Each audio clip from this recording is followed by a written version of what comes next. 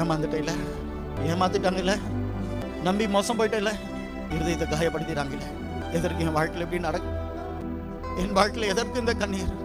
ஒரு அற்புதம் ஆண்டவர், ஒரே ஒரு அற்புதம், ஒரே ஒரு அற்புதம், ஜஸ்ட் a miracle. ஆண்டவர், என் குடும்பத்தில் இப்படி நடக்கணும்னு நினைச்சு கூட பார்க்கலையே. அன்னைக்கு வேலையில இப்படி சித்தத்தை நான் கேட்காது போயிட்டேன், இப்படி விருப்பத்தை நான் கேட்காது போயிட்டேன். என் பிள்ளைகளை கர்த்தருடைய பயத்துல நடக்கணும் என்ற ஒரு எண்ணம் அது போயிடுச்சு. என்ன மன்னிச்சிருங்க.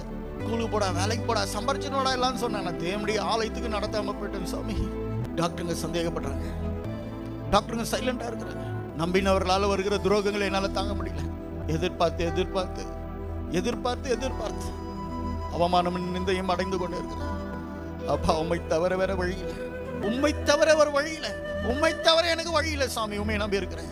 நீ பயப்படுகிற காரியங்கள் உனக்கு நேரிடாது. வேற எங்கிருந்தும் இல்லை, வேறு எவரிடமும் இல்லை. உண்மையே நோக்கி பார்க்கிறோம்.